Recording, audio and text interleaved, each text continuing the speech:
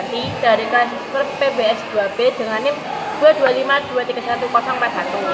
Saya di sini akan menerangkan tentang perjanjian Giyanti. Perjanjian Giyanti adalah sebuah perjanjian antara VOC dengan Kesultanan Mataram yang diwakili oleh Pangeran Pakubuwono III dan Pangeran Mangkubumi. Perjanjian tersebut dibuat atau ditandatangani secara resmi pada tanggal 17 Februari 1755. Perjanjian ini dibuat untuk membagi kekuasaan antara Mataram kepada Pakubuwono III dan Pangeran Mangkubumi. Latar belakang perjanjian ini adalah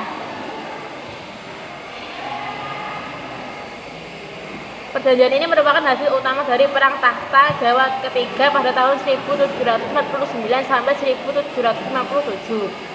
Pakubuwono II Susuhan Mataram telah mendukung pemberontakan Tionghoa melawan Belanda pada tahun 1743.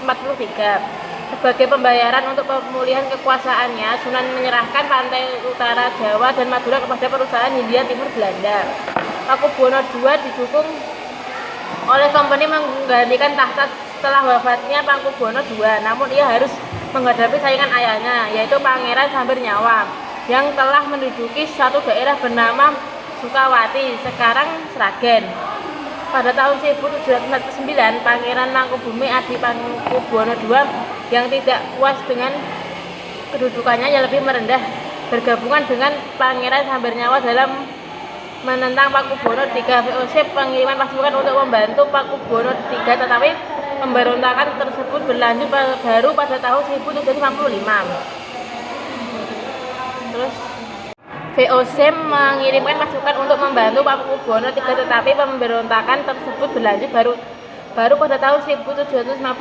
Pangeran Mangkubumi melepaskan diri dari Pangeran Sambernyawa dan menerima tawaran perdamaian di Giyanti yang membagi Mataram menjadi dua bagian. Pangeran Sambernyawa baru menandatangani perjanjian dengan VOC pada tahun 1757 melalui perjanjian Salatiga yang memberikan hak untuk memiliki bagian dari timur Mataram. Ia kemudian bergelar sebagai Mangkunagaran I. Secara garis besar isi perjanjian Giyanti adalah membagi Mataram menjadi dua bagian, yakni Kesultanan Surakarta di bawah kepemimpinan Pakubuwono III dan Kesultanan Yogyakarta di bawah kepemimpinan Pangeran Mangkubumi yang kemudian bergelar Hamengkubuwono I. Sebelumnya, Keraton Surakarta telah berdiri terlebih dahulu pada kurun waktu kekuasaan Pakubuwono II sebagai calon pengganti Keraton Kartasura yang hancur lantaran serangan orang-orang Tionghoa di bawah kepemimpinan Amangkurat. Perjanjian Giyanti memuat 10 pasal.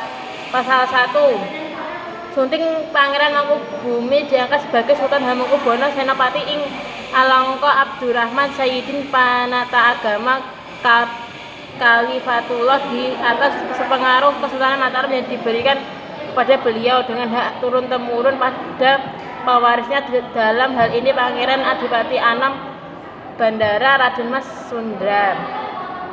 Pasal 2. Sunting akan senantiasa diusahakan adanya kerjasama antara rakyat yang berada di bawah Kesultanan VOC dan rakyat Kesultanan. Pasal 3. Sunting sebelum Pepati dalam dan para bupati mulai melaksanakan tugasnya masing-masing. 4. Sunting Sri Sultan akan mengangkat atau memberhentikan Pepati dalam bupati sebelum mendapatkan persetujuan. 5. Sri Sultan akan mengampuni bupati yang memihak VOC dalam peperangan. 6. Sri Sultan tidak akan menuntut haknya atas Pulau Madura dan daerah-daerah pesisir yang telah diserahkan oleh Sri Susuhan Pakubuwono III. 7. Sri Sultan akan memberi bantuan kepada Sri Susuhan Pakubuwono III sewaktu-waktu jika diperlukan. 8. Sri Sultan berjanji akan menjual bahan-bahan makanan dengan harga tertentu kepada VOC. 9. Sri Sultan berjanji akan menepati segala macam perjanjian yang tak pernah diadakan antara penguasa Mataram terdahulu dengan VOC. 10. Perjanjian ini dari pihak VOC ditandatangani oleh N. Harti, W. H. van Osebrit, J. Ten Mulder, dan C. Donkel, dan W. Vogness.